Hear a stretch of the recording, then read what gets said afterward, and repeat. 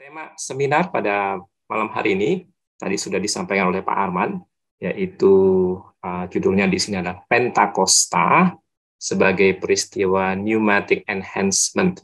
Jadi sebuah refleksi teologis terhadap transhumanisme. Seperti tadi Pak Arman ngomong, saya adalah bidang saya itu di Biblika, tetapi saya sebenarnya orang baru dalam hal isu-isu yang berkaitan dengan transhumanisme. Saya tahu mengenai itu sudah cukup lama, tetapi mendalaminya itu baru belakangan, karena sebenarnya awalnya juga mulainya dari ada penelitian mahasiswa gitu yang angkat soal transhumanisme.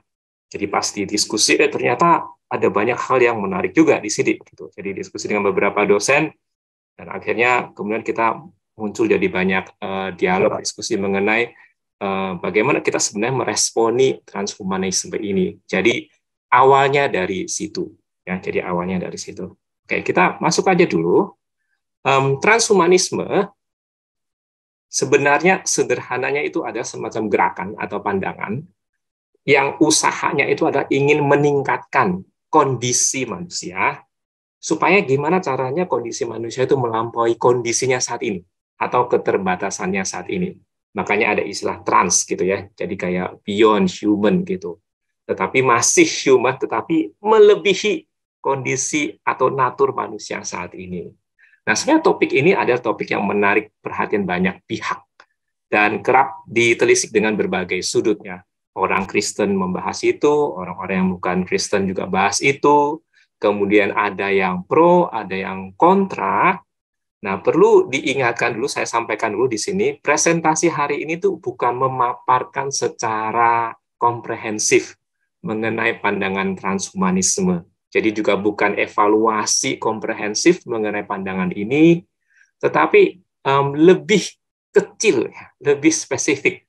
Jadi semacam kontribusi kecil, upaya dialog antara apa yang sudah ada ini, transhumanisme, dengan kekristenan, khususnya dari sudut pandang Biblika. Ya, jadi ini adalah kontribusi kecil dari dialog atau diskusi yang sudah sangat luas ini. Oke. Nah, kalau misalnya kita lihat di dalam respon umumnya di dalam kekristenan, salah satu sudut pandang yang sering dipakai untuk meresponi transhumanisme itu adalah perspektif eskatologi. Karena tadi kita ingat bahwa transhumanisme bicara mengenai kondisi yang melampaui keterbatasan manusia saat ini. Maka seringkali ketika lihat, maka itu dikontraskan dengan perspektif eskatologi, di mana itu juga berbicara mengenai kondisi yang melampaui kondisi manusia atau keterbatasan manusia saat ini. Jadi ada transformasi tubuh manusia yang seutuhnya, tetapi bukan seperti yang dikatakan oleh transhumanisme, tetapi dikatakan itu akan terjadi nanti ketika Kristus datang kembali. Ya, ketika Kristus datang kembali, kita tahu ada yang disebut sebagai tubuh kemuliaan, jadi itu melampaui kondisi manusia yang ada saat ini. Nah, itu yang umum. Tapi izinkan saya hari ini untuk membahas dari perspektif yang berbeda, ya, perspektif pneumatologi. Yang ingin saya sampaikan di sini adalah bahwa transformasi manusia yang melampaui natur manusia itu sebenarnya sudah mulai terjadi saat Roh Kudus hadir.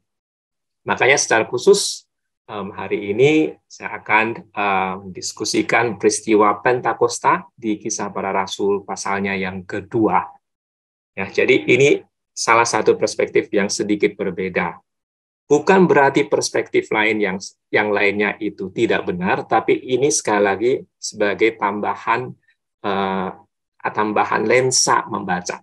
Ya, kita bisa aja bahas dari eskatologi, mungkin nanti Bapak Ibu Saudara ada yang bahas dari lensa kristologi dan sebagainya. Tapi khusus untuk malam ini, saya akan bahas dari lensa pneumatologi, khususnya Kisah Rasul 2. Oke. Nanti yang akan saya lakukan ialah saya akan meminjam istilah, konsep, dan kategori transhumanisme itu sebagai lensa. Maksudnya supaya waktu kita baca, kita bisa baca dari posisi yang sama. Itu akan memudahkan kita untuk membandingkan. Bukan berarti istilah itu akan diambil mentah-mentah, tapi itu sebagai perbandingan. Ya. Dan ketika semua itu nanti dipakai, maka yang akan disampaikan di sini adalah bahwa Pentakosta itu bisa dianggap sebagai peristiwa human enhancement. Enhancement itu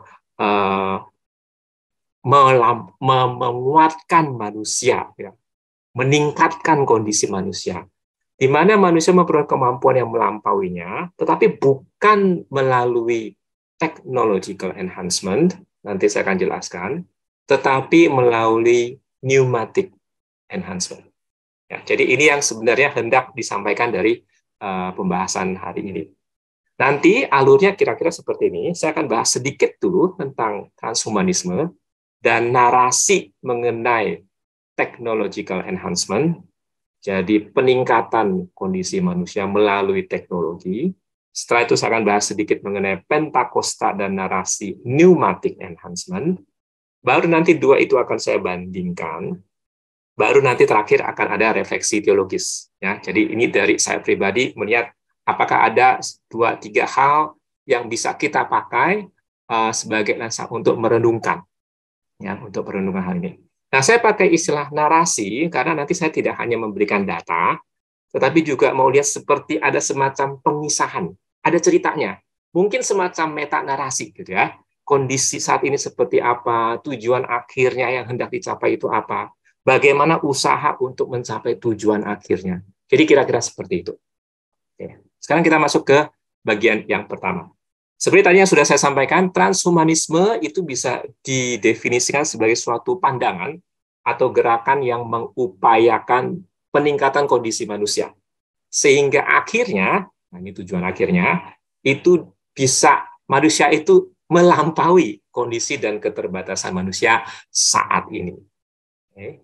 Jadi yang ditekankan di situ adalah peningkatannya, ya, kondisi manusia. Misalnya kondisi manusia sekarang ya kita seperti ini, apa adanya. Jadi nanti akan dipikirkan gimana caranya supaya kondisi ini bisa ditingkatkan, gitu ya. Dan peningkatannya itu melalui teknologi. Jadi kalau misalnya kita lihat di dalam pandangan transhumanisme, memang yang dipegang kuat itu adalah teknologi, melalui perkembangan teknologi. Nah, sebenarnya kalau misalnya kita lihat dasarnya bagi mereka kenapa mau mengejar ke sana adalah evolusi. Jadi memahami bahwa manusia itu terus berkembang, berevolusi dari sebelumnya yang primitif, kemudian manusia menjadi manusia modern seperti kita sekarang. Jadi akhirnya mikirnya nanti pasti juga akan berevolusi lagi. Tetapi bukannya membiarkan manusia berevolusi pelan-pelan, ini ada usaha untuk mempercepat evolusi dan mengarahkan evolusi tersebut. Ya, manusia sendirilah yang akan menentukan tahap berikut dari evolusinya. Jadi karena diyakini bahwa manusia itu berevolusi primitif, manusia modern, ya nanti apa? Ya manusia yang transhuman gitu. Manusia yang nanti menyatu katakanlah dengan teknologi. Jadi itu yang hendak diarahkan dan itu yang hendak dikejar. Jadi kalau misalnya nanti Bapak Ibu Saudara melihat berbagai diskusi atau buku atau artikel mengenai transhumanisme, maka ini adalah dasarnya. Modelnya itu bisa macam-macam, ya. Modelnya itu bisa macam-macam. Oke. Tujuan akhirnya sebenarnya, kalau misalnya kita lihat transhumanisme, ada istilah yang namanya posthuman. Nah, memang di dalam transhumanisme sendiri ada berbagai pandangan, gitu ya. Tapi intinya gini, transhuman itu kan adalah proses usaha untuk melampaui kondisi manusia yang sekarang ini. Sekarang kondisinya seperti ini nih, kemudian usaha untuk melampaui, nanti ujungnya di mana? Mereka bilang ujungnya itu adalah yang disebut sebagai posthuman. Maksudnya manusia udah nggak kayak manusia lagi. Jadi sudah melampaui, jadi berevolusi menjadi katakanlah mungkin spesies yang berbeda. Jadi itu tujuan akhirnya. Nah, sebenarnya apa sih yang mau dikejar di sini? Yang mau dikejar adalah bagaimana supaya bisa mengatasi keterbatasan dari tubuh kita ini. Ya, ada banyak keterbatasan, jadi itu harus diatasi. Oke. Jadi kalau misalnya kita lihat di sini, misalnya ada dua orang yang tokoh, misalnya Natasha Vita-More, itu dia ada tulis di Transhumanist Manifesto, itu dia bilang seperti ini, aging, penuaan, is a disease. Ya, ada semacam penyakit. Jadi kalau misalnya kayak kita sekarang, yang namanya penyakit ya harus diatasi. Dan Vita-More bilang aging itu juga dianggap sebagai penyakit. Berarti bisa dan harus dihapuskan, diobati. Yuval Harari sekarang tuh lagi beken karena dia tulis banyak buku ya, beberapa buku, salah satunya itu Homo Deus, dan dia menjelaskan bahwa kematian itu sebenarnya kalau dipikir-pikir itu adalah technical glitch, ya technical problem. Maksudnya begini, jadi misalnya kenapa manusia mati? Oh, jantungnya berhenti, dia udah nggak kuat lagi. Jadi kalau misalnya kita pikir jantungnya gimana caranya supaya tetap bertahan, maka harusnya manusia tetap hidup. Gitu. Oh, ini semuanya sudah nggak kuat fungsi badannya. Kalau kita usaha gimana caranya supaya fungsinya semuanya masih bisa normal, harusnya manusia nggak mati. Ya, itu cara berpikirnya. Makanya Yuval Harari bilang itu kematian itu bisa dianggap sebagai technical glitch. Kalau kita bisa mengatasi glitch itu, mengatasi problem itu, maka harusnya manusia nggak mati. Ya, itu cara berpikirnya. Oke. Jadi ada usaha untuk ke sana. Nah, seperti saya tadi bilang, ada banyak bentuk dari enhancement itu, yaitu macam-macam sekali. Saya cuma kasih salah satu contoh kecilnya aja. Ya, karena kalau misalnya nanti kita lihat itu sebenarnya banyak sekali bentuknya. Ekspresinya itu bisa banyak sekali. Nah, salah satu bentuk dari enhancement itu adalah integrasi otak dengan teknologi. Oke. Asumsinya seperti ini. Otak itu dianggap sebagai pusat dari tubuh. Ya, otak itulah pusatnya. Segala sesuatu berfungsi dan menjadi itu karena ada otak. Gitu ya. Jadi semacam software-nya, mungkin motherboard-nya gitu ya, semacam software-nya. Itulah yang dianggap sebagai yang utamanya. Tubuh ini kayak hardware. Jadi kalau misalnya Bapak Ibu Saudara yang tahu mengenai komputer, yaitu tubuh itu kayak hardware-nya. Gitu. Nah, yang penting itu kan software-nya ya. Yang penting itu software-nya, otaknya itu. Jadi gimana cara supaya otaknya itu tetap bisa bertahan? Karena kalau misalnya di komputer gitu ya, software-nya itu pindah-pindah mungkin aja nggak masalah gitu. Ganti-ganti hardware. Ya. Yang penting itu software-nya. Jadi kemudian muncul ide, gimana kalau, kan yang jadi masalah ada tubuh manusia nih. Itu kayak ada expiry date-nya gitu ya. Walau bagaimanapun tuh kayaknya itu lama-lama juga akhirnya ada kadaluarsanya. Nah, gimana caranya supaya bisa mempertahankan otak itu? Yang ada data semua yang ada di otak itu. Makanya salah satunya misalnya konsep mind uploading. Jadi maksudnya nanti itu yang apa di otak itu kemudian nanti pindah, gitu ya, pindah ke teknologi, mungkin supir komputer atau apa, ya. Jadi ada impian seperti itu. Gimana caranya supaya saya, yang saya anggap semuanya itu ada di dalam otak saya, itu tetap terpelihara, ya, di-preserve. Gimana caranya? Pasti bisa atau diyakini bisa, dianggap bisa, itu melalui kemampuan teknologi. Kapan itu? Nggak tahu. Tetapi akan ada waktunya ketika nanti teknologi, misalnya kayak AI dan sebagainya, itu melampaui kemampuan manusia. Jadi ketika suatu saat nanti teknologi superkomputer itu melampaui secara umum kemampuan manusia, maka diyakini itulah masa di mana akan ada kemudian manusia akan mulai semakin dekat dengan teknologi dan semakin menyatu dengan teknologi. Ya, jadi itu karena udah super komputernya, manusia kemudian cepat atau lambat itu akan mungkin bahasanya terhisap. Nah, kapan itu? Itulah yang disebut waktunya, momen itulah yang disebut sebagai konsep misalnya singularity. Jadi akan ada tiba waktunya. Kapan itu? Nggak tahu. Banyak yang berkata bahwa mungkin sekitar 20-30 tahun yang lalu. Yang akan datang. Jadi lumayan cepat juga. Jadi mereka meyakini ini nggak lama lagi. Begitu itu terjadi, perubahan itu akan cepat sekali. Jadi yang dulunya itu lambat, ya, lama-lama kayak sekarang pun, teknologi sekarang tuh sepertinya gerakannya itu cepat. Kita baru menguasai, apalagi kita yang agak-agak gaptek gitu ya, saya baru menguasai satu teknologi, tiba-tiba sudah muncul teknologi baru. Nanti ketika sudah tiba waktunya, konsep singularity itu, maka itu akan perubahan yang sangat sangat hebat sekali. Ya. Kalau misalnya dipikir-pikir, memang ada benarnya. Semakin lama manusia itu semakin dekat ke teknologi. Ya, kita tuh misalnya kalau telepon dulu kan ya telepon di rumah, zaman zaman saya ke atas, kemudian telepon tuh di rumah. Gitu. Lama-lama jadi handphone, lama-lama dekat ke kita kan. Lama-lama sekarang kita sudah implant chips dan sebagainya. Jadi lama-lama yang namanya teknologi itu makin dekat ke kita, bukan di luar jauh di sana, sudah dekat ke kita, gitu ya, ke hati kita. HP aja meskipun di luar, mungkin kita lebih senang kalau HP itu menjadi bagian diri kita, gitu ya, sudah nggak lupa. Jadi itu kira-kira apa yang akan terjadi atau yang diharapkan akan terjadi. Nah, itu semua tujuannya adalah untuk mendobrak keterbatasan manusia dan diyakini ketika itu semua didobrak, maka kondisi manusia akan lebih baik. Jadi sebenarnya cita-citanya adalah gimana supaya kondisi manusia bisa lebih baik. Kondisi manusia lebih baik, belajar lebih baik, kondisi emosi bahkan diyakini akan lebih baik dan sebagainya. Dan mereka meyakini cepat atau lambat itu akan terjadi.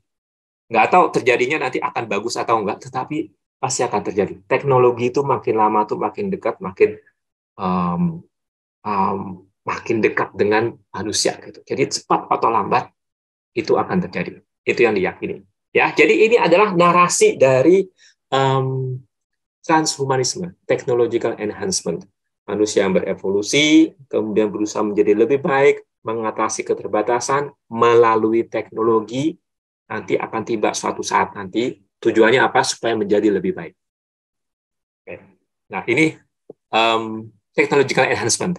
Tetapi technological enhancement itu bukan satu-satunya narasi mengenai human enhancement. Karena kalau dipikir-pikir ya, sebenarnya ada narasi lain yang juga muncul dan sudah terjadi, yaitu pneumatic enhancement. Nah, sekarang kita masuk ke bagian yang kedua, Pentakosta. Kalau kita lihat di Kisah Rasul 2, maka Kisah Rasul 2 itu adalah peristiwa atau kisah pengisahan mengenai Pentakosta dan turunnya Roh Kudus atau baptisan Roh Kudus. Nah, saya akan bacakan sebagian saja menjadi panduan bagi kita. Ayat 2 sampai 4 itu dikatakan tiba-tiba turunlah dari langit suatu bunyi seperti tiupan angin keras yang memenuhi seluruh rumah di mana mereka duduk. Dan tampaklah kepada mereka lidah-lidah seperti nyala api yang bertebaran dan hingga pada mereka masing-masing. Jadi masing-masing orang yang ada di situ. Maka penuhlah mereka dengan Roh Kudus. Lalu apa yang terjadi? Mereka mulai berkata-kata dalam bahasa-bahasa lain, berkata-kata dalam lidah lain, maksudnya juga bahasa lain. Seperti yang diberikan oleh Roh itu kepada mereka untuk mengatakannya. Ya, jadi kalau misalnya kita lihat di sini ada beberapa hal yang bisa kita angkat yang berkaitan dengan isu enhancement atau transhumanisme ini.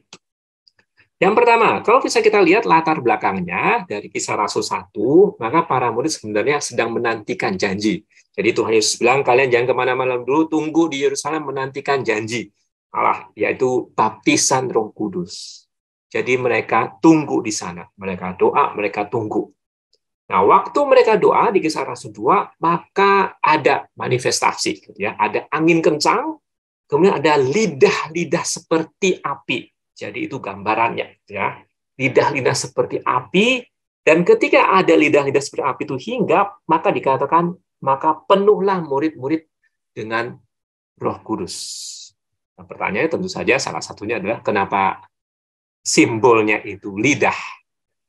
Nah, ini simbolnya lidah karena terkait langsung dengan apa yang terjadi kemudian.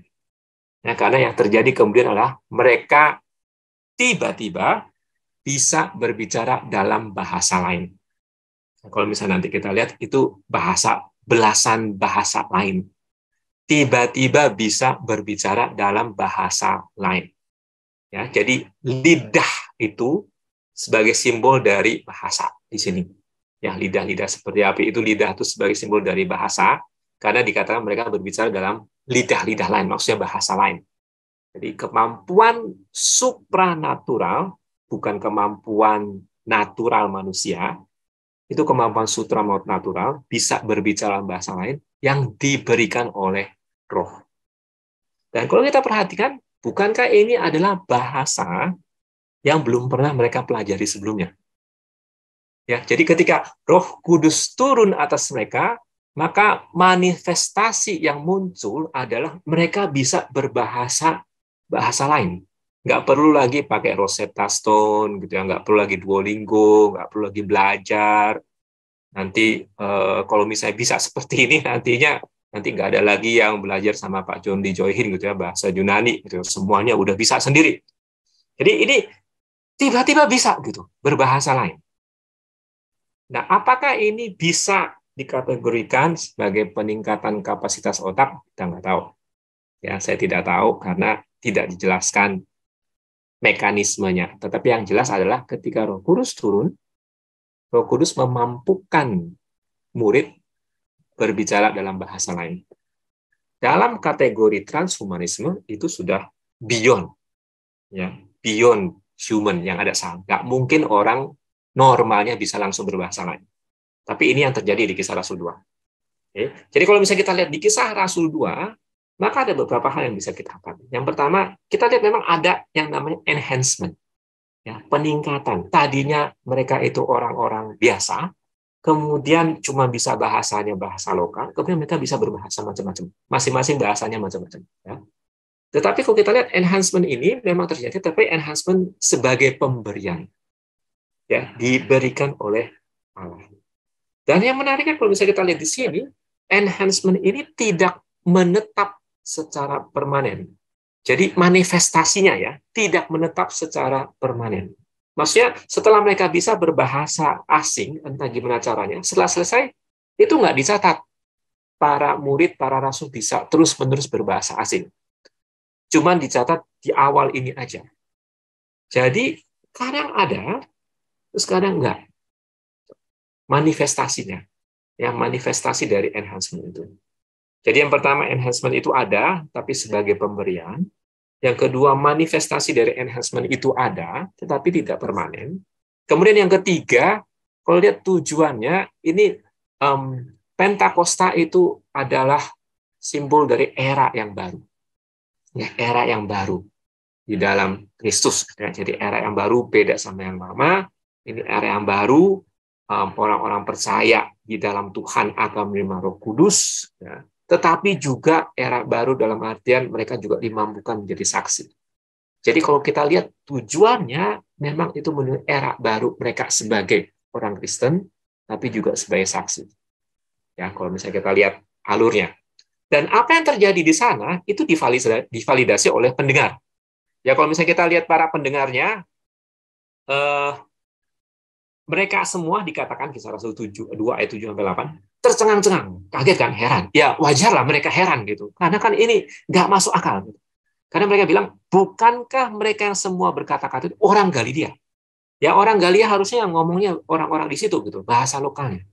Bagaimana mungkin kita masing-masing mendengar mereka berkata-kata dalam bahasa kita sendiri, bahasa yang kita pakai di negeri asal kita. Kemudian muncullah listnya sekitar 15 lokasi. Jadi harusnya ya bahasa lokal gitu. Kok mereka bisa bahasa-bahasa lain ketika didengar? Ya. Jadi ini menunjukkan memang terjadi sesuatu. Kalau misalnya mau pakai kategori transhumanisme, maka terjadi human enhancement. Tetapi human enhancement di sini bukan melalui teknologi, tetapi melalui Roh Kudus atau pneumatik. Nah, sebenarnya apa yang terjadi? Maka Petrus coba jelaskan. Saya cuma ambil cuplikannya saja. Tetapi itulah difirmankan Allah dengan perantaran Nabi Yoel. Jadi ini adalah nubuatan Nabi Yoel akan terjadi pada hari-hari terakhir. Ini menunjukkan era yang baru itu. Demikian firman Allah bahwa aku akan mencurahkan rohku atas semua manusia. Maka anak-anakmu laki-laki perempuan akan bernubuat, teruna-terunamu akan mendapat penglihatan-penglihatan, orang-orangmu yang tua akan mendapat mimpi, ke atas hamba-hambaku laki-laki dan perempuan akan kucurahkan rohku pada hari-hari itu, mereka akan bernubuat, dan barang siapa yang berseru kepada nama Tuhan akan diselamatkan. Jadi ini sepenggal dari penjelasan dari Petrus. Jadi intinya Petrus mau bilang hampir sama seperti tadi di awal, bahwa ini adalah era baru. Dan di era yang baru ini, Allah mencurahkan rohnya. Ada sesuatu yang berbeda. Jadi kalau bisa kita simpulkan penjelasan Petrus, satu, kenapa? Apa yang terjadi? Kenapa mereka bisa berbahasa yang lain? Tuh, Petrus mau bilang, Allah mencurahkan rohnya. Ya, Allah mencurahkan rohnya, dan itu yang terjadi adalah manifestasi dari kuasa Roh Kudus. Dan ini kemudian yang dikatakan juga oleh Petrus bahwa Allah mencurahkan rohnya itu kepada semua pengikut Kristus. Karena kalau misalnya kita belajar dari perjanjian lama, di perjanjian lama, maka manifestasi atau pemberian Roh Kudus itu biasanya terbatas kepada orang-orang tertentu. Ya, kalau di sini tuh skalanya itu besar. Mungkin bahasanya itu demokratisasi, ya, kepada semua, nggak terkecuali. Kalau misalnya kita lihat sebelumnya, itu anak-anakmu laki-laki, perempuan, teruna, orang tua, hamba laki-laki, hamba perempuan, intinya itu semuanya. Ya. Jadi semua golongan tanpa terkecuali menerima pemberian tersebut. Jadi terbuka bagi siapa saja, syaratnya satu, bertobat dan percaya kepada Tuhan Yesus. Ya, bertobat, percaya kepada Tuhan Yesus. Jadi ini semuanya dapat. Dan ketika roh Tuhan itu ada, maka seharusnya manifestasinya itu, manifestasi dari enhancement itu juga harusnya ada. Ya, jadi yang kedua. Nah, tapi yang ketiga, ini tidak hanya di penjelasan Petrus, tapi juga kita harus lihat mengenai apa yang terjadi misalnya di Kisah Rasul dan catatan lain dari Perjanjian Baru. Ada berbagai jenis manifestasi kuasa Roh Allah dalam diri para murid. Ya, jadi kalau misalnya kita lihat di catatan Kisah Rasul, kemudian kita lihat dari penjelasan misalnya Rasul Paulus, ada berbagai jenis manifestasi kuasa Roh Allah dalam diri para murid. Berbahasa asing hanya salah satu saja. Ya, berbahasa asing itu hanya salah satu saja. Karena kalau misalnya kita lihat apa yang dilakukan oleh para rasul, mereka kemudian misalnya di Kisah Rasul 4, mereka diberi keberanian untuk berbicara, mereka bisa melakukan tanda dan mukjizat, mereka melakukan banyak pelayanan. Kalau misalnya kita lihat di 1 Korintus 12 gitu, itu ada listnya mengenai karunia rohani. Jadi itu semua adalah jenis-jenis manifestasi dari kuasa Roh Allah. Jadi berbahasa asing ini salah satunya. Ya, berbahasa asing ini salah satunya. Jadi kita sudah lihat di sini dua bentuk enhancement dan dua narasi. Ya, dua narasi enhancement. Sekarang kita coba kira-kira bandingkan secara sederhana. Yang di sebelah kiri layar saya itu yang technological enhancement, yang sebelah kanan itu adalah pneumatik. Sekali lagi, bahasa yang saya pakai sengaja saya mirip-miripkan istilahnya supaya kita lihat ada kemiripannya.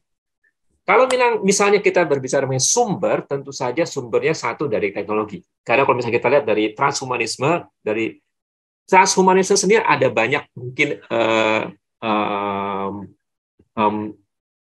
pandangan yang sedikit berbeda satu dengan yang lain. Tetapi pada dasarnya mereka meyakini bahwa sumber dari enhancement, peningkatan kemampuan manusia itu adalah teknologi. Kalau pneumatik kita lihat itu jelas-jelas dari Allah atau lebih spesifiknya kuasa Roh Kudus. Kemudian kalau di technological enhancement itu komputer sebagai entitas yang dianggap yaitu super intelligence yang melebihi manusia. Itu siapa? Itu komputer. Teknologi ya atau superkomputer. Kalau misalnya kita lihat di Kisah Rasul 2, ya itu dari Allah sendiri. Kalau mau dibilang kategorinya super intelligence yang melebihi manusia. Kalau di teknologi advancement itu adalah penyatuan manusia dengan teknologi dan mesin, di pneumatik Roh Allah memenuhi manusia. Ya, maka penuhlah mereka dengan Roh Kudus. Jadi di situ katakanlah istilahnya penyatuannya. Tapi dua-duanya itu sama, memungkinkan peningkatan kapasitas dan kemampuan manusia secara pesat. Kan tadinya kan bayangannya kalau di technological enhancement, mungkin kalau misalnya mind uploading, sebenarnya salah satunya yang diyakini adalah nantinya kalau misalnya Bapak Ibu pernah nonton Matrix gitu ya, film Matrix zaman dulu, itu sama gitu. Nantinya itu tinggal ditransfer, langsung bisa. Jadi akan memungkinkan peningkatan kapasitas, itu cuma salah satunya. Tapi kalau misalnya kita lihat di Kisah Rasul 2, itu juga sudah terjadi. Memungkinkan peningkatan kapasitas dan kemampuan manusia secara pesat. Itu terjadi. Gitu. Apalagi, kalau kita mau bilang bahwa ada satu titik, satu masa, di mana titik balik memasuki era baru, bagi transhumanisme, itu adalah mereka menunggu singularity. Gitu ya, titik balik dalam artian bahwa nanti mereka akan mendapatkan enhancement. Gitu ya. Bagi orang Kristen, kalau misalnya ikutin Kisah Rasul 2, maka bisa dianggap Pentakosta sebagai titiknya, ketika Allah mencurahkan rohnya. Titik balik ketika mereka kemudian dipenuhi dengan kuasa Roh Kudus untuk bersaksi. Ya. Kalau technological enhancement itu ya sebagian dari proses evolusi manusia. Kalau misalnya kita lihat di pneumatic enhancement, ya kita harus lihat dari kisah sejarah keselamatan Allah, mulai dari perjanjian lama sampai perjanjian baru. Maka itu kelanjutan bukan dari proses evolusi, kelanjutan dari sebenarnya janji pemulihan Allah.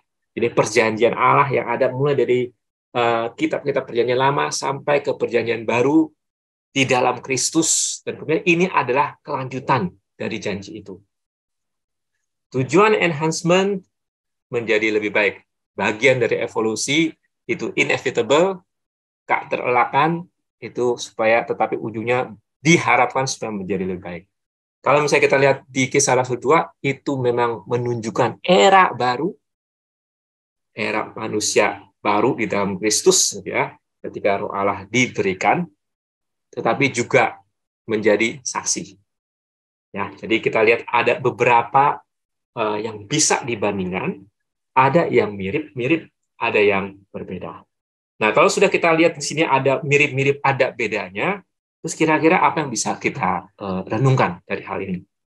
Ya, saya akan memberikan 3 perenungan, refleksi sederhana mengenai apa yang terjadi. Jadi ini memang lebih masih di tataran permukaan. Kalau bisa mau menggali lebih dalam lagi bisa, tapi itu butuh waktu lagi untuk lebih memahami dinamika di transhumanisme, bagaimana meresponinya. Tapi paling tidak ada 3 hal. Ya, yang pertama, kita harus mengakui memang ada 2 sumber enhancement. Ya, ada 2 sumber dan 2 narasinya. Yang transhumanisme modern, mereka punya narasinya sendiri, dan kemudian mereka meyakini bahwa lewat teknologi manusia bisa melampaui dirinya. Kemudian dari kita yang percaya umat Kristen, kita maka sebenarnya bisa dikatakan sudah memiliki narasi alternatif melalui Roh Kudus, ya, melalui Roh Kudus. Nah, jadi ini ada 2 yang berbeda. Kemudian kalau kita lihat 2 itu tadi, maka memang ada kemiripan, tetapi dalam tataran konsep umumnya yang lebih luasnya, kategori besarnya. Ada enhancement, dua-duanya ada semacam penyatuan dengan entitas yang lebih tinggi, lebih unggul, dua-duanya ada semacam titik balik dalam sejarah, dua-duanya ada, dianggap bagian dari proses sejarah manusia, dua-duanya ada. Jadi secara tataran umum itu mirip sebenarnya. Ya, metanarasi dalam tataran umumnya itu mirip. Ada yang mau dicapai, melampaui manusia saat ini. Bedanya adalah di spesifiknya. Enhancement-nya ada, tetapi melalui apa? Entitasnya ada, tetapi entitas dalam bentuk apa? Ya. Proses sejarahnya ada, sejarah dari apa menuju apa. Itunya yang berbeda. Jadi, apa yang harus dilakukan? Kita harus mengimbangi narasi ini, technological enhancement, dengan pneumatic enhancement. Ya. Jadi kita harus mengimbangi. Mengimbangi di sini maksudnya adalah bukan berarti technological enhancement itu ditolak mentah-mentah. Ya, karena seperti yang saya katakan nanti di bagian kedua, perpaduan antara 2 hal ini akan terjadi. Nah, izinkan saya jelaskan ya. Jadi tadi yang pertama itu kita harus menyadari bahwa ada dua narasi, dua model enhancement. Jadi kita harus sadar itu, harus mengimbangi narasi yang transhumanisme yang selalu mungkin lebih populer gitu ya. Kita harus imbangi itu. Enggak. Sebenarnya ada juga pneumatic enhancement. Tapi kemudian kita harus menyadari adanya keniscayaan konvergensi. Maksudnya apa? Yang pertama kita nggak bisa secara mentah-mentah menolak technological enhancement. Dalam artian sampai saat ini pun, kalau kita perhatikan, sebenarnya toh kita banyak mendapatkan keuntungan atau benefit dari perkembangan teknologi. Zoom misalnya, itu adalah perkembangan teknologi. Tadinya kita semua yang jauh di mana-mana, sekarang kita bisa ngumpul. Itu kan perkembangan teknologi. Di dalam kita ibadah, itu kita bergantung pada perkembangan teknologi. Pakai mic, sound system, dan sebagainya, pakai layar, dan sebagainya. Itu kan perkembangan teknologi. Ya. Jadi kita nggak bisa mentah-mentah mengatakan bahwa enyahlah teknologi. Nggak bisa juga. Jadi kita harus menyadari bahwa mungkin teknologi itu, perkembangan teknologi kita bisa anggap seperti kayak pisau gitu ya. Pisau itu kan sebenarnya nggak bisa dibilang baik atau jahat, tergantung kita pakainya kemana gitu ya. Buat motong, buat masak ya iya gitu bisa. Tapi juga bisa dipakai untuk kejahatan. Sama juga dengan teknologi enhancement. Kita nggak tolak mentah-mentah, tapi kita harus terima dengan kritis. Nah, jadi bukan dua bentuk enhancement yang langsung saling bertentangan. Mungkin secara narasi ada beberapa bagian yang kita tidak setuju. Tetapi ketika ada kerinduan usaha untuk menjadi manusia yang lebih baik, tanda kutip itu nggak ada salahnya. Ya, itu nggak ada salahnya. Okay.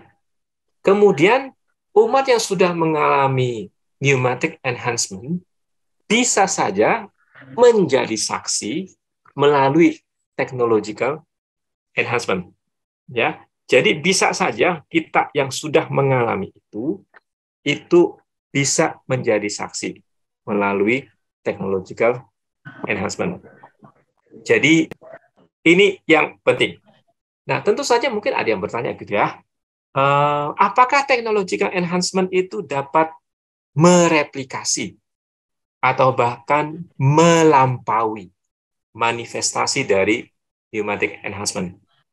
Maksudnya begini, tadi kan kita bilang, itu di Kisah Rasul 2 itu sudah ada tuh manusia melalui kuasa Roh Kudus bisa berbicara dalam bahasa-bahasa lain secara spontan, nggak pakai belajar dan sebagainya. Mungkin ada yang nanya, kalau begitu bisa nggak dicontoh atau dikopi oleh technological enhancement manifestasi itu? Menurut saya bisa. Manifestasinya ya, kemungkinan itu ada. Teknologi bisa memampukan orang mencapai sesuatu yang mungkin kita nggak kepikiran sebelumnya. Jadi manifestasinya sendiri mungkin bisa. Sekarang aja sudah ada Google Translate gitu. Kalau Bapak Ibu tahu misalnya kayak Google Lens, kan, tinggal disorot aja langsung semuanya diterjemahkan, meskipun belum sempurna. Suatu saat nanti bisa aja langsung dimengerti, ya. Jadi kalau ditanya mengenai manifestasinya, bisa saja. Tapi apakah itu perlu ditakuti? Enggak juga. Gitu. Enggak juga. Jadi sekali lagi itu bukan dua hal yang berbeda. Bisa saja kita yang sudah mengalami pneumatic enhancement bisa melakukan ibadah, pelayanan, kesaksian dan sebagainya melalui teknologi. Itu bisa. Ya. Jadi di satu sisi kita menyadari dua ini ada. Kemudian yang kedua, ini nggak bisa ditolak mentah-mentah, gitu ya. Pokoknya nggak mau sama yang namanya teknologi, nggak mungkin juga. Kita harus kritis pakainya, dan bahkan itu bisa Tuhan pakai sebagai alat kemuliaan. Tapi yang terakhir, yang juga penting adalah, kalau misalnya itu dibandingkan, maka tetap prioritas utama adalah pneumatic enhancement. Di satu sisi, teknologi bisa mereplikasi manifestasi dari kuasa Roh Kudus. Jadi manifestasinya bisa aja, ya, bisa berbahasa asing, mungkin bisa memprediksi dan sebagainya. Tetapi teknologi tidak bisa dan oleh sebab itu tidak boleh menggantikan roh Allah itu sendiri. Jadi bedakan antara manifestasi yang macam-macam itu dengan sumbernya itu sendiri. Manifestasi mungkin teknologi bisa replikasi, tapi teknologi nggak bisa dan nggak boleh menggantikan Allah. Ya. Jadi bagi pengikut Kristus, pneumatic enhancement sudah terjadi. Harus terus dialami dalam hidup dan jauh lebih esensial dibandingkan technological enhancement. Berdiamnya roh Allah dalam diri umat itu tidak bisa digantikan oleh teknologi. Jadi 3 hal ini yang menurut saya bisa dipakai untuk sebagai refleksi meresponi gerakan transhumanisme. Jadi pertama tadi ada 2, kita harus akui, ada 2 narasi yang berbeda, tetapi yang kemudian kedua itu nggak bisa ditolak mentah-mentah, kita bisa terima secara kritis, yang teknologi enhancement. Kemudian yang ketiga, tetap menyadari bahwa yang utama itu adalah pneumatic enhancement. Manifestasi bisa direplikasi oleh teknologi, tetapi teknologi nggak boleh menggantikan Roh Kudus, menggantikan Allah. Oke, kira-kira itu presentasi dari saya. Terima kasih. Saya kembalikan ke Pak Arman.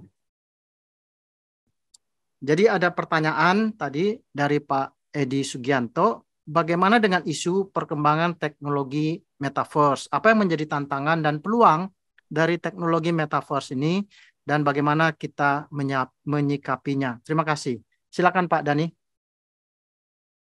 Ya, terima kasih. Yang pasti yang pertama perlu diingat saya bukan ahli teknologi. Saya bermainnya itu di Publika, tetapi menurut saya konsepnya itu bisa dikatakan mirip. Ya, maksudnya bagaimana meresponi.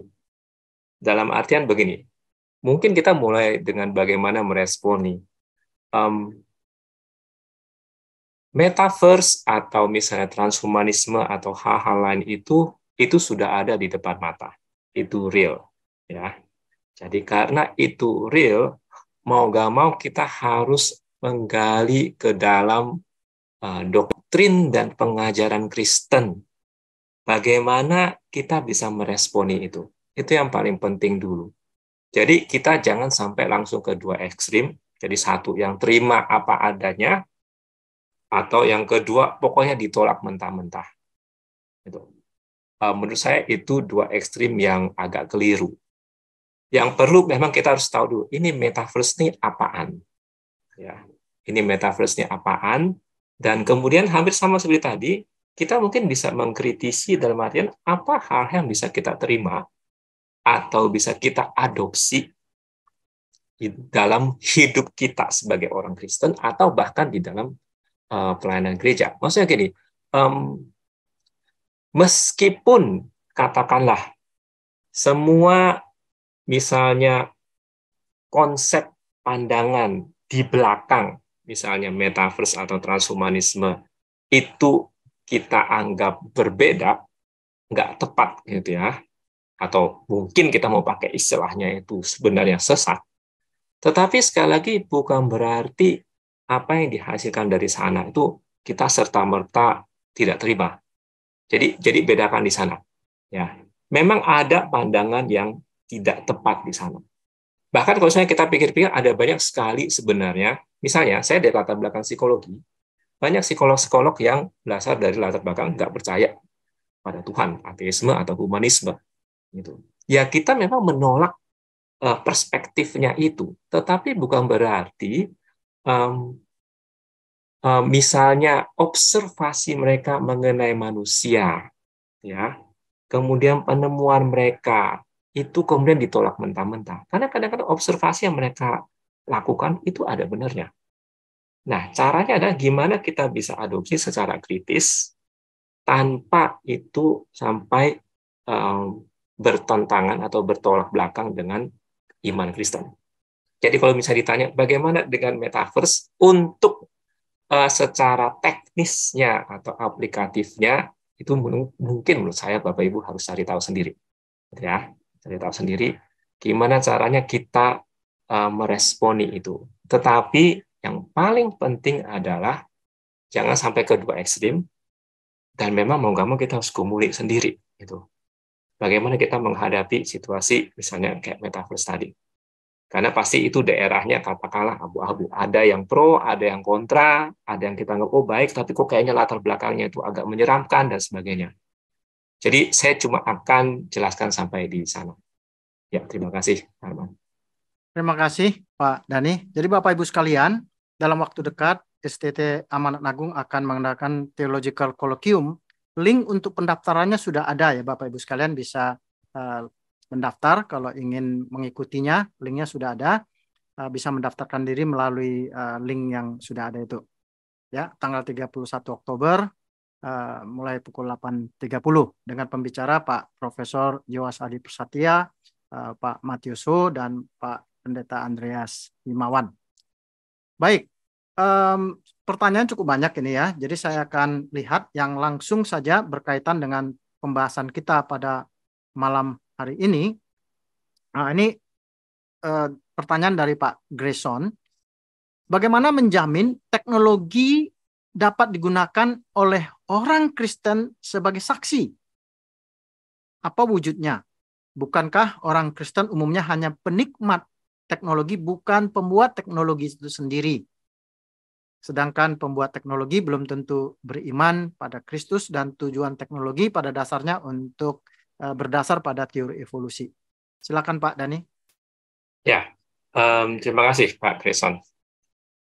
Satu, kalau misalnya memang benar orang Kristen adalah sekedar penikmat, ya, menurut saya kita mesti bertobat ya. Kita nggak bisa cuma sekedar karena itu ada ya kita terima. Gitu. Di sisi lain, kita memang bukan pembuat. Ada mungkin sebagian orang-orang Kristen yang terpanggil untuk membuat teknologi yang sesuai dengan nilai-nilai Kristen. Tetapi paling tidak menurut saya, kita bisa sekali lagi di tengah-tengahnya adalah bukan penikmat, bukan pembuat, tetapi pengguna. Kita bisa menjadi pengguna yang kritis. Ya, jadi teknologi yang ada, apapun itu, kita harus istilahnya itu theological literate gitu. Jadi kita punya pemahaman atau pandangan teologi yang jelas, yang kuat, supaya ketika kita menggunakan, maka kita bisa menggunakan dengan kritis. Gitu. Sekali lagi, waktu kita berkata bahwa saya cuma pakai teknologi yang jelas-jelas dibuat oleh orang Kristen, maka mungkin akan sangat sedikit sekali. Ya, kalau misalnya kita lihat di dalam Alkitab pun, Allah memakai bangsa-bangsa asing, bangsa-bangsa yang tidak mengenal Allah di Perjanjian Lama, misalnya Babel dan sebagainya, sebagai alat Tuhan untuk mendisiplin atau bahkan menghukum Israel. Ya, jadi kalau misalnya kita lihat di Alkitab nggak seperti itu. Atau salah satu ayat yang sebenarnya menarik, misalnya itu adalah ketika Tuhan Yesus berbicara mengenai Mamon yang tidak jujur, yang Lukas 16 ayat 9. Saya bacakan, dan aku berkata kepadamu, ikatlah persahabatan dengan mempergunakan mamon yang tidak jujur, supaya jika mamon itu tidak dapat menolong lagi, kamu diterima dalam kemah abadi. Ya, ini memang salah satu ayat yang agak membingungkan, tetapi sederhananya kira-kira mungkin seperti ini. Pakailah, katakanlah, harta duniawi ini, yang dianggap duniawi ini, pakailah dengan benar. Dengan benar di sini tentu berkaitan dengan nilai Kristen, katakanlah.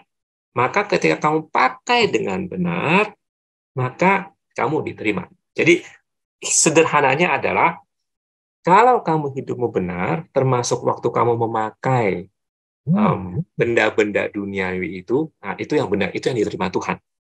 Ya, meskipun istilah yang dipakai itu menarik, gitu ya, mamon yang tidak jujur.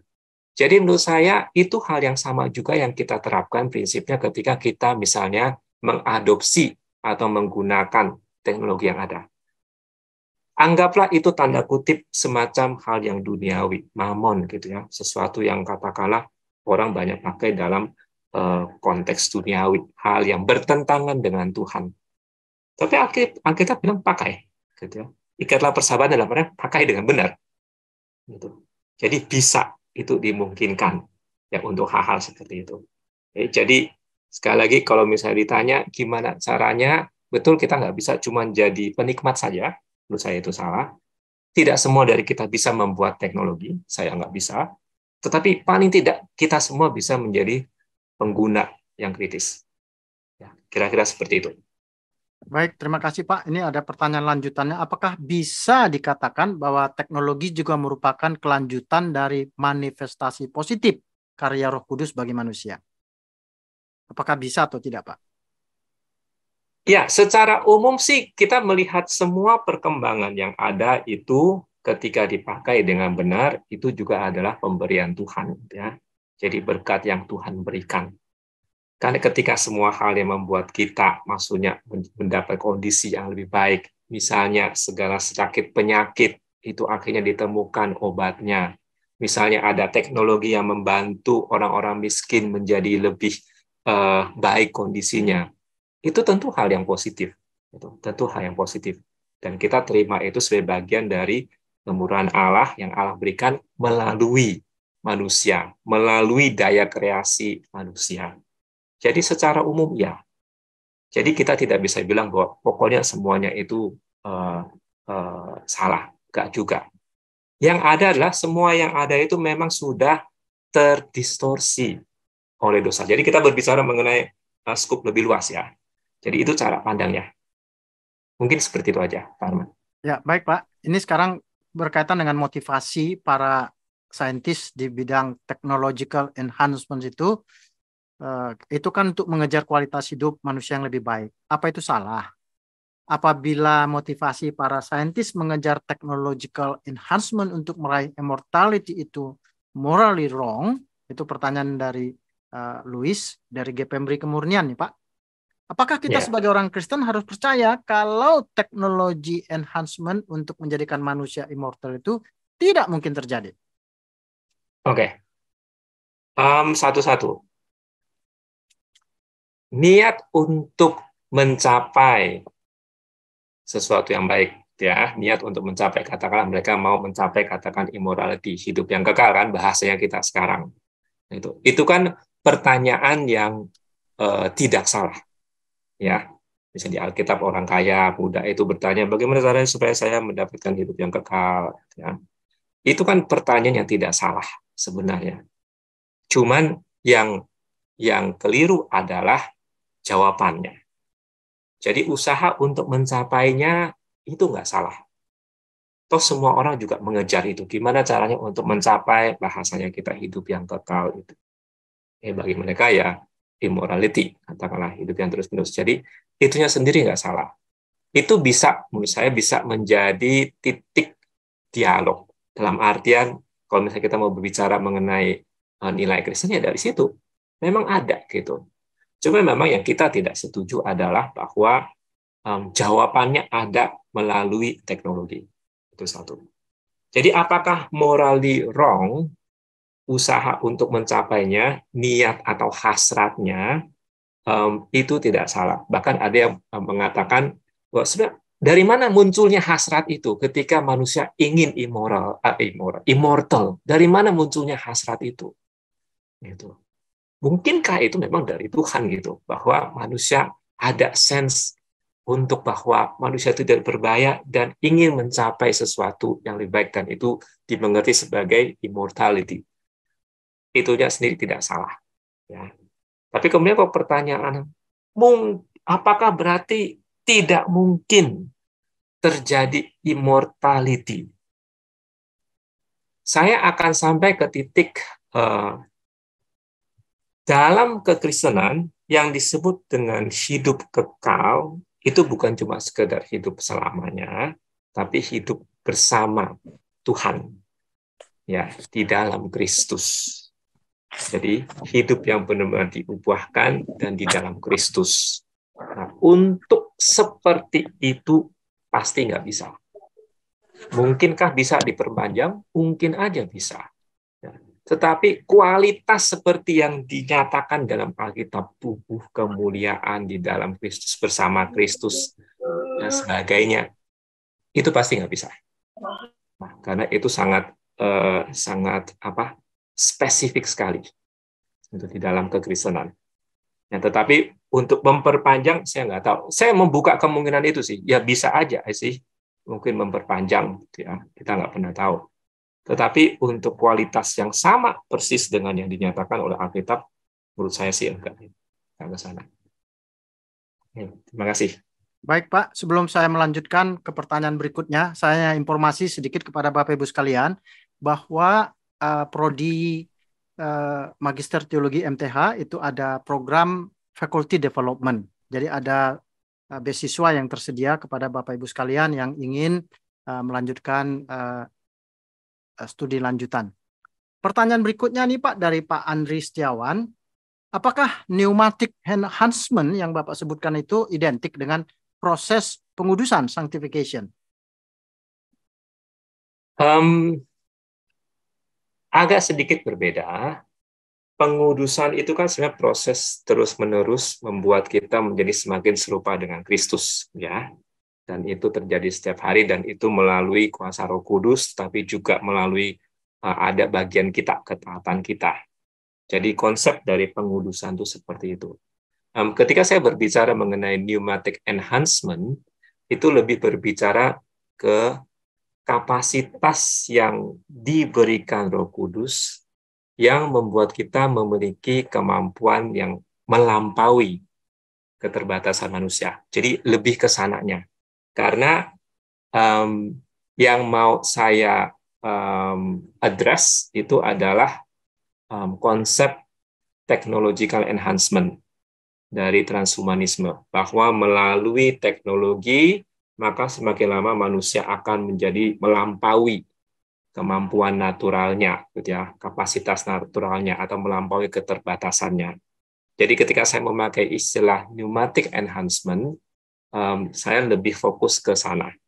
Jadi kuasa yang diberikan oleh Roh Kudus yang memampukan atau membuat manusia itu memiliki kapasitas yang melampaui keterbatasannya. Jadi seperti misalnya mukjizat, kemampuan melakukan mukjizat, bahasa asing dan sebagainya. Jadi arahnya lebih ke sana. Ya, kira-kira seperti itu. Baik Pak, ini ada pertanyaan dari Pak Januar. Pneumatic enhancement seperti yang dijelaskan Pak Dani itu kan terbatas pada berbicara dalam bahasa lain. Bukannya dalam kisah itu ada kuasa menyembuhkan, mengusir setan, membangkitkan orang mati. Itu kan nampaknya lebih baik begitu membicarakan human enhancement ini. Bagaimana Pak? Ya, betul. Seperti tadi saya sampaikan, berbicara dalam bahasa asing itu cuma salah satu manifestasinya. Ya, tadi di slide sebenarnya saya sampaikan bahwa itu cuma salah satu manifestasinya.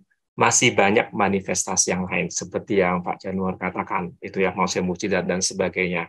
Kenapa yang saya angkat ini? Karena ini salah satu contohnya. Dari Kisah Rasul 2, memang yang ditunjukkan sebagai manifestasi itu adalah kemampuan berbicara dalam bahasa lain. Jadi itu yang saya angkat sebagai contoh. Karena yang saya angkat adalah di peristiwa Pentakosta di Kisah Rasul 2-nya. Jadi memang benar Pak Jono bilang bahwa manifestasinya bisa macam-macam. Ya, kira-kira seperti itu.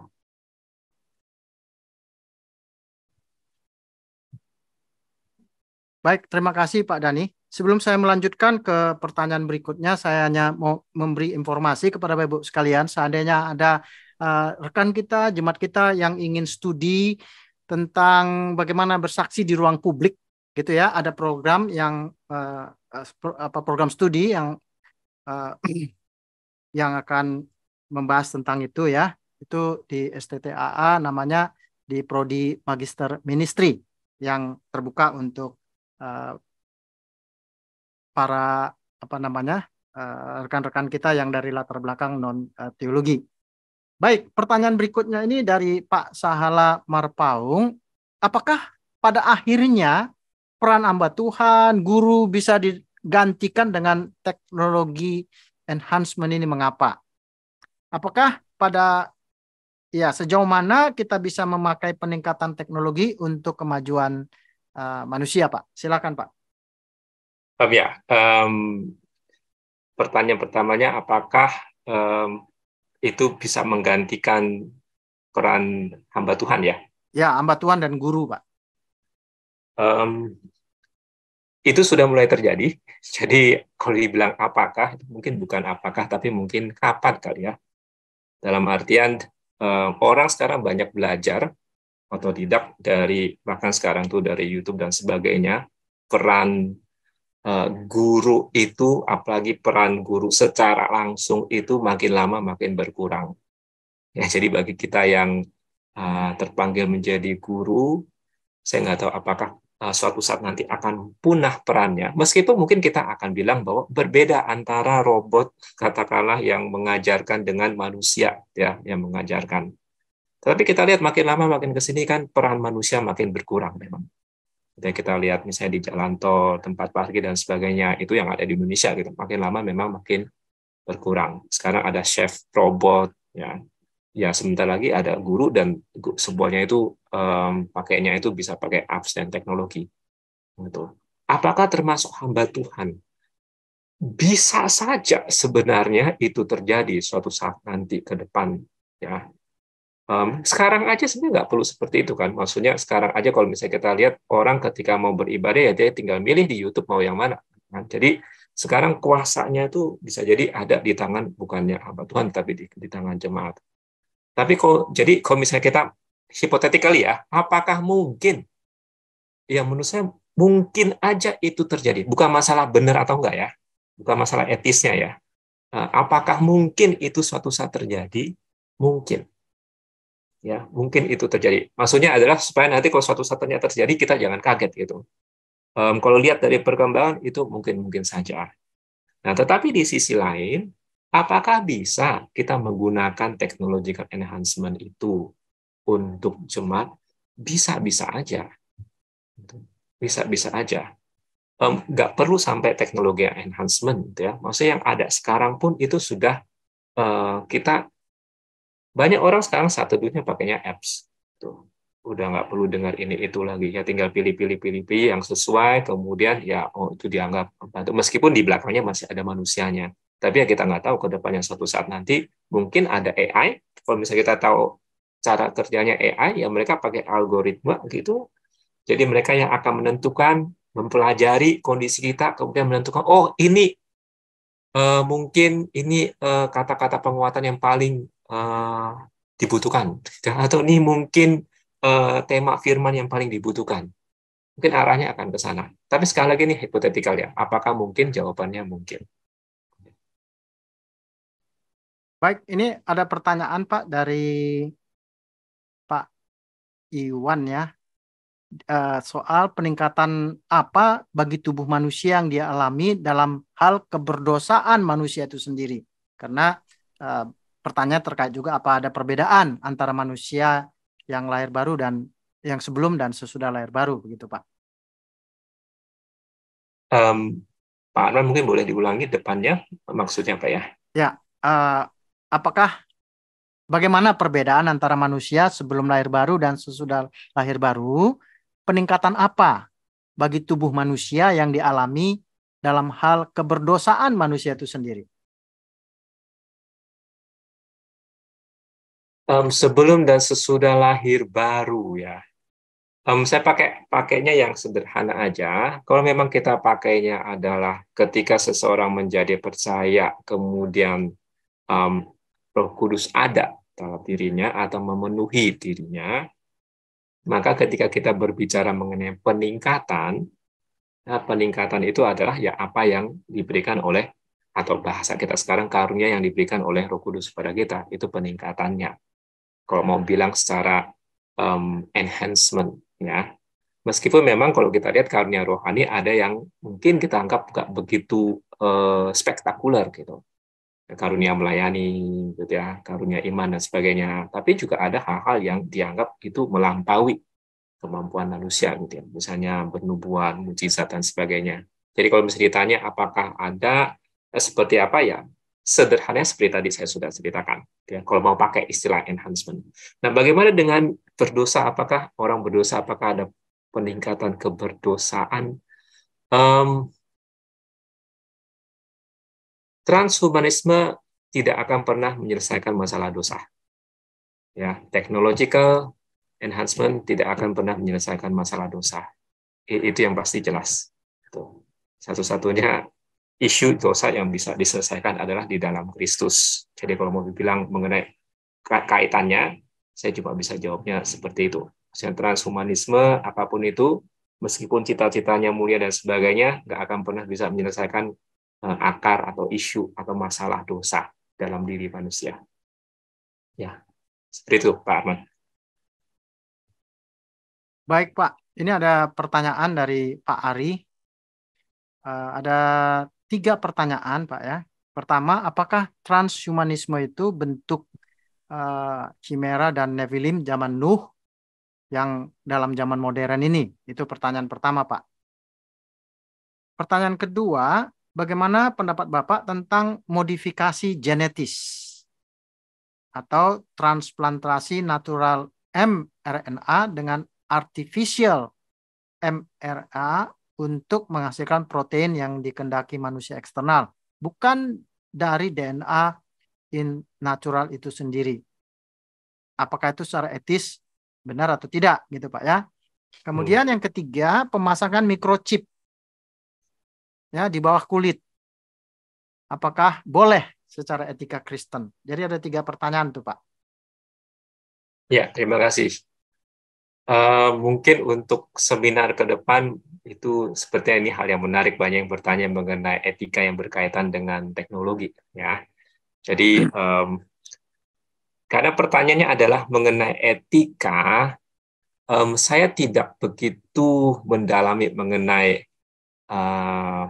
isu etika yang berkaitan dengan katakanlah penanaman chips dan sebagainya, natural atau artificial RNA. Jadi itu nanti mutasi dan sebagainya. Ya, jadi memang saya terus terang saya belum mendalami itu, tetapi itu salah satu mungkin isu besar yang mau nggak mau kita harus address suatu saat nanti. Karena di dalam transhumanisme sendiri pun itu salah satu isu yang besar adalah masalah etisnya juga, ya masalah etisnya. Jadi kalau misalnya apakah itu benar secara etika, saya mohon maaf saya nggak berani ngomong dulu. Ya, saya harus mendalami dulu, minimal ada gambarannya mengenai masalah mRNA dan kemudian isu-isu yang berkaitan dengan hal itu. Tapi yang jelas sekali lagi, microchips misalnya itu sudah terjadi. Ya, ada beberapa perusahaan yang sudah mau coba tanam transportasi implan chips dan sebagainya, itu sudah terjadi. Kadang-kadang penolakan kekristenan adalah itu dikaitkan dengan tanda dari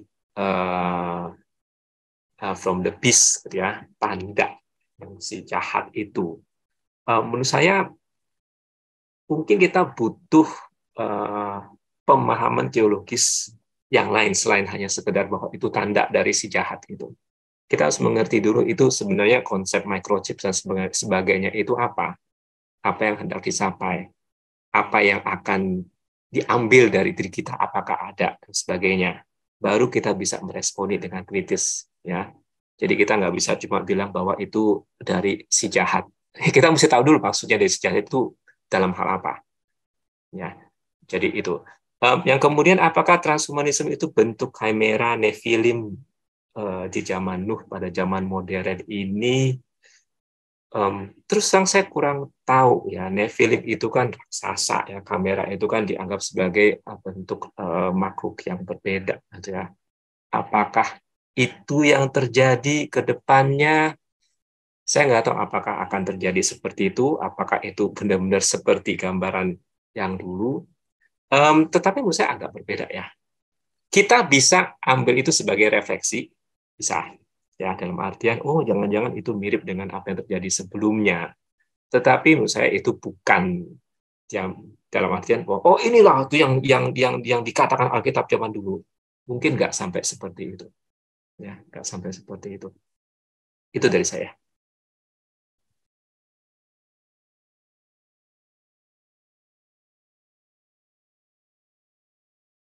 Ya, terima kasih Pak.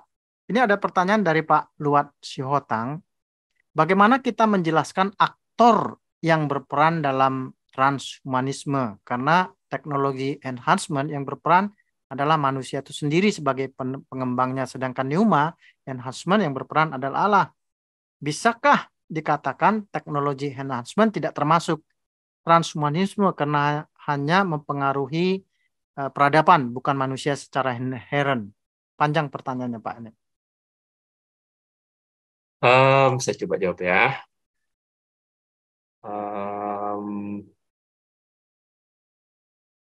Aktor ya. Jadi tadi berbicara mengenai aktor dan sebagainya. Intinya begini.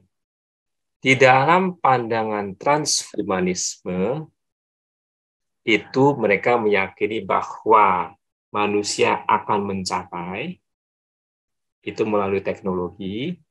Memang yang nanti bikin teknologinya, yang mengusahakan teknologinya itu memang manusia juga. Ya. Jadi manusia berusaha untuk melampaui manusia melalui teknologi, dan teknologinya itu dibikin oleh manusia juga. Gitu.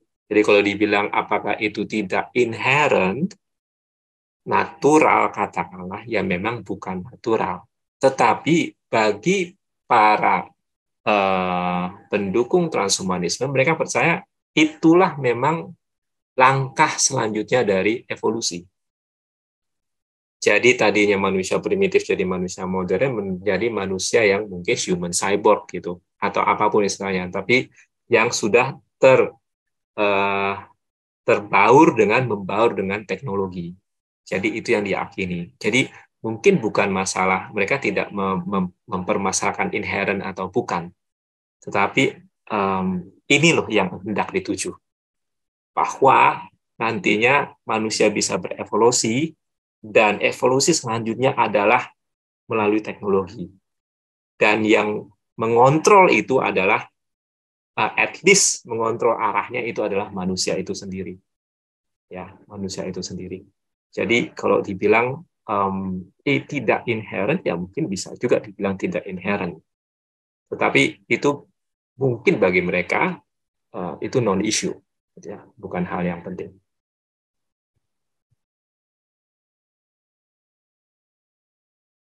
Baik Pak, ini ada pertanyaan dari Pak Chen Xiao. Dia bertanya, Bapak ini bertanya, uh, jadi dalam teknologi enhancement yang menguasai relasi manusia antara manusia, itu ada yang hilang, yaitu sentuhan humanisnya. Bagaimana pendapat Bapak? Dan juga mau bertanya, apakah gerakan transhumanisme bisa kita katakan ekspresi keberdosaan manusia? Silakan Pak. Oke. Yang pertama, kita melihat semua yang berkaitan dengan teknologi itu sebagai sesuatu yang dingin, ya, nggak ada relasi dan sebagainya. Meskipun kalau misalnya kita lihat dari manifestonya mereka, pernyataan mereka, dan kemudian apa yang mereka mau tawarkan, promosinya, ya, itu mereka juga menekankan hal-hal yang berkaitan dengan relasi. Ya, jadi mereka bukannya tidak memikirkan, mereka mau mempromosikan atau mau menunjukkan bahwa nantinya ketika manusia itu mengalami proses transhumanisme, teknologi enhancement itu, sisi relasi itu nggak akan hilang. Emosinya lebih positif, relasinya itu ada, dan sebagainya. Gitu. Jadi itu diusahakan. Apakah akan terjadi atau nggak tahu. Tapi itu yang diusahakan. Ya, jadi mungkin nggak sentuhan humanisnya hilang. Ya mungkin aja gitu. Mungkin aja. Kan isunya sekarang adalah mungkinkah robot atau AI itu punya perasaan, punya emosi. Dan itu kan yang sebenarnya yang sekarang juga dikembangkan, AI yang punya perasaan. Ya, AI yang punya perasaan. Jadi kalau dibilang apakah mereka akan dingin, itu pendapat kita. Tapi pendapat mereka enggak, nanti pasti bisa juga ada itu. Tapi nggak tahu terjadi atau enggak. Ya, sekali nggak tahu terjadi atau enggak. Kemudian apakah ini menjadi ekspresi dari keberdosaan? Sekali lagi, nggak cuman transhumanisme, dalam segala hal noda dosa itu ada. Dalam segala hal, psikologi, ekonomi, gitu ya, teknologi termasuk gitu. Jadi dalam segala hal noda atau pengaruh dari dosa itu ada. Jadi bukannya teknologi atau transhumanisme itu lebih setan dibandingkan yang lainnya, cuma memang ini dia fenomena yang baru. Kita bukan bahasanya itu, kalau misalnya kita yang sudah familiar, ada yang namanya saya lupa namanya apa. Ada orang yang digital native, ada orang yang bukan digital native. Jadi ya orang yang digital native orang udah terbiasa ya dengan teknologi dan sebagainya, udah familiar gitu, nggak diajarin juga cut udah bisa semua. Ada yang juga yang migran gitu ya, kita migrasi gitu, yang mesti belajar dulu, kemudian nggak cuma belajar, kita mempertanyakan. Nah, hal-hal yang baru ini kita pertanyakan karena kita nggak ngalamin, kita masih di luar atau di perbatasan. Jadi bagi kita itu masih agak-agak menarik perhatian kita. Jadi apakah ini memang akibat dari dosa? Betul, pasti ada gitu. Tapi nggak cuman di sini gitu. Sebenarnya semua yang ada sekarang itu juga sebenarnya juga ada dampak dosanya. Cuma karena kita sudah ada di dalam, biasanya kita take it for granted gitu ya. Kita sadar ya ada dosanya, cuman nggak semenarik perhatian kita dibandingkan yang baru ini. Karena kadang-kadang kita juga takut dengan yang baru ini. Ya, ini baru yang makin lama makin datang nih. Gitu. Jadi mungkin seperti itu jawaban saya. Baik Pak, ini ada pertanyaan dari Pak Elia Tambunan ya. Apakah teknologi mungkin membatasi pekerjaan Roh Kudus di era digital ini, Pak? Hampir sama kayak tadi, banyak hal yang bisa membatasi pekerjaan Roh Kudus. Teknologi bisa membatasi pekerjaan Roh Kudus. Teknologi bisa dipakai sebagai alat Roh Kudus. Ya. Jadi teknologi apakah bisa membatasi? Tentu saja bisa. Sederhananya ketika kita hanya tergantung pada teknologi, meskipun dalam wadahnya katakanlah wadah Kristen, maka ya kita tidak bergantung pada Roh Kudus, ya kita membatasi gitu. Jadi tentu saja bisa. Tapi itu bukan hanya terjadi dengan teknologi yang modern gitu ya. Dengan yang terjadi sekarang pun juga bisa. Kalau misalnya kita lebih pede dengan teknologi yang ada, ya sound systemnya bagus, musiknya bagus, backgroundnya bagus, AC-nya bagus, semuanya bagus, maka kita meyakini itu akan membantu misalnya jemaat memuji Tuhan atau dekat dengan Tuhan. Kalau kita keyakinannya 100% hanya pada itu, ya pasti akan membatasi. Jadi itu jawaban saya. Baik Pak, ini ada pertanyaan dari Pak Densam. Bukankah jauh sebelum Pentakosta pneumatic enhancement itu sudah terjadi dalam PL, misalnya para nabi-nabi yang bernubuat, gitu Pak? Ya, terima kasih. Ya, memang benar di dalam perjanjian lama itu terjadi. Cuma memang bedanya adalah kalau di perjanjian lama itu memang lebih sifatnya itu seperti ketika ada misinya gitu ya. Jadi Roh Allah turun memberikan kuasa, kemudian setelah selesai biasanya sudah gitu. Dan yang kedua, di dalam perjanjian lama itu hanya orang-orang tertentu. Ya, hanya orang-orang tertentu. Beda dengan memang kalau kita masuk ke perjanjian baru. Di Kisah Rasul 2 itu dicurahkan untuk semua. Jadi itu sifatnya itu katakan lebih tanda kutip universal, lebih demokrasi. Ya, untuk semua, dan itu benar era yang baru, nggak cuma 1-2 orang saja. Nah, kenapa ini yang saya angkat? Karena ini untuk dikontraskan atau dibandingkan dengan pengharapan transhumanisme, bahwa nanti manusia semuanya, nggak cuma 1-2 orang, itu akhirnya akan bisa mencapai itu. Jadi ada satu titik di mana memungkinkan manusia sebagai keseluruhan, sebagai kesatuan gitu ya, nggak cuma terbatas 1-2 orang, akan mencapai era yang baru itu, transhumanisme itu. Makanya saya bandingkannya dengan Kisah Rasul 2. Karena Kisah Rasul 2 itu skopnya itu untuk seluruh umat Tuhan. Ya, jadi bukan cuma 1-2 aja. Jadi kalau misalnya apakah pneumatic enhancement itu tanda kutip ada sebelumnya, ya bisa ada gitu. Tetapi ini Kisah Rasul 2, Pentakosta itu unik. Karena tadi itu dicurahkan, Allah mencurahkan, itu era yang baru, dan itu diberikan untuk semua. Jadi itu yang saya pakai Kisah Rasul 2 sebagai pembanding dari tanda kutip cita-citanya transhumanisme. Ya, seperti itu. Baik, Pak Dani, karena waktu kita eh, tidak banyak lagi, saya masuk ke pertanyaan kelompok yang kedua yang berkaitan dengan Pentakostanya, Pak. Hmm. Jadi misalnya pertanyaan dari Pak apa nih dari Molly Gibson, ya, apakah bahasa lidah itu identik dengan bahasa roh? Yang pertama, Pak, ya. Kemudian juga berkaitan dengan Pentakosta itu ada pertanyaan dari Pak Are Laya, Pentakosta itu sebenarnya apa, gitu ya? Latar belakangnya, kenapa muncul, mengapa dimulai, apa makna teologisnya, gitu Pak. Oke. Jadi tentang Pentakostanya itu sendiri, Pak. Ya.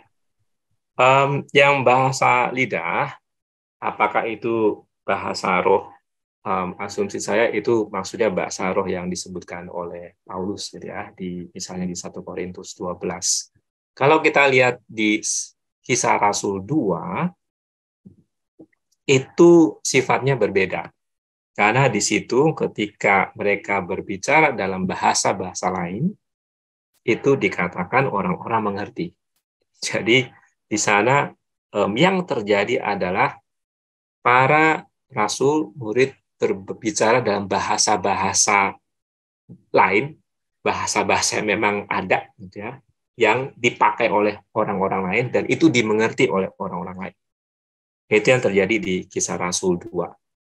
Nah, kalau misalnya di 1 Korintus 12, kalau kita lihat penjelasan Paulus, itu bahasa roh, itu adalah bahasa yang sebenarnya tidak dimengerti. Makanya dikatakan ada yang dikaruniakan berbahasa roh, ada yang dikaruniakan untuk menjelaskan atau menerjemahkan, mengartikan bahasa roh. Ya, jadi memang berbeda secara kalau kita lihat penjelasannya. Itu yang pertama. Kedua, yang Pentakosta, ya memang saya nggak banyak membahas mengenai konsep Pentakostanya, tetapi peristiwa Pentakostanya, karena secara waktu, Pentakosta sendiri, itu sebenarnya kalau misalnya kita lihat sejarahnya, itu dari sebenarnya salah satu dari perayaan, 3 perayaan besar orang Israel, ya, selain Paskah, Pentakosta, dan ada satu lagi. Dan itu yang penting adalah yang pertama, itu 3 perayaan besar yang orang-orang Israel harus datang ke Yerusalem. Datang ke Yerusalem untuk dirayakan bersama-sama di sana. Jadi banyak yang datang. Itu menjelaskan kenapa waktu itu ada banyak orang-orang Yahudi bawah kolong langit itu yang sudah di mana-mana, diaspora di mana-mana, mereka datang kumpul. Ya, mereka datang kumpul, orang-orang yang kemudian mungkin percaya kepada agama Yahudi, mereka kumpul di sana beribadah. Jadi itu salah satu signifikansinya. Kenapa peristiwa turunnya Roh Kudus terjadi pada peristiwa Pentakosta? Karena orang pada ngumpul semua. Ya. Kemudian apa signifikansinya? Salah satu sebenarnya penafsiran yang mungkin bisa direnungkan adalah Pentakosta di dalam tradisi Israel kemudian diidentikan dengan turunnya hukum, turunnya Taurat, ya, turunnya Taurat Tuhan kepada orang Israel. Jadi ada dikaitkan ke sana. Jadi ada yang melihat, oh itu salah satu signifikansi yang berbicara mengenai turunnya satu hukum dari Allah kepada umat Israel, tapi di sini kemudian turunnya roh Tuhan sendiri kepada umat. Ya, jadi itu signifikansinya dari Pentakosta. Pentakosta sendiri, kalau misalnya Bapak Ibu baca tuh dari antara pentak dengan kosta itu 50, jadi 50 hari setelah Paskah. Ya, kira-kira seperti itu. Ya, baik Pak. Mungkin satu pertanyaan terakhir juga ya, masih berkaitan dengan Pentakosta ini Pak. Ada pertanyaan juga tadi lanjutan dari eh, yang tadi itu soal keterkaitannya dengan Kristus gitu Pak. Ada yang bertanya pertanyaan seperti ini Pak. Maksudnya keterkaitan apa ya dengan Pentakosta Kristus? itu dengan Kristus gitu Oh, Pak.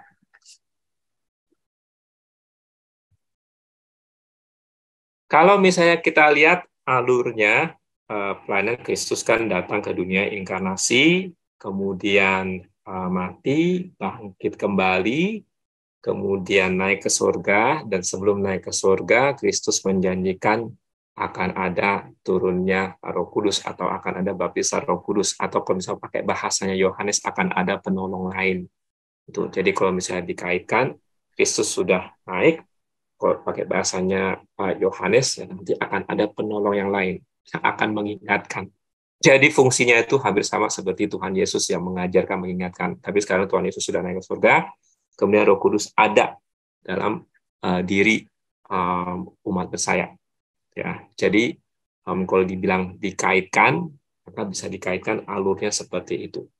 Ya, Kristus yang selama ini menemani, kemudian Kristus sudah naik ke surga, kemudian Allah menjanjikan Roh Kudus akan turun, itu yang mengingatkan dan bahkan menguatkan dan memampukan mereka untuk bersaksi. Jadi kalau mau lihat alurnya kira-kira seperti itu. Ya. Baik, terima kasih Pak Dani, dan saya akan memimpin menutupnya dengan berdoa. Mari kita berdoa. Bapa Maha Kasih dalam Kristus, terima kasih Tuhan bahwa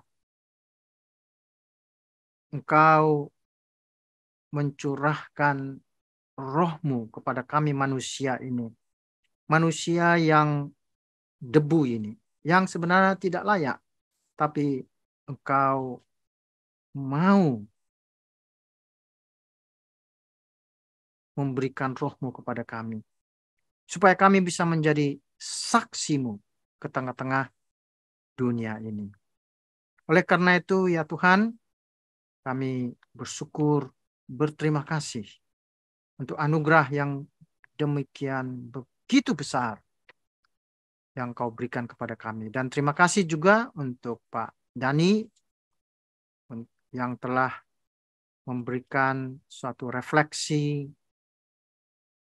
terhadap apa yang terjadi di sekitar kami, suatu gerakan transhumanisme.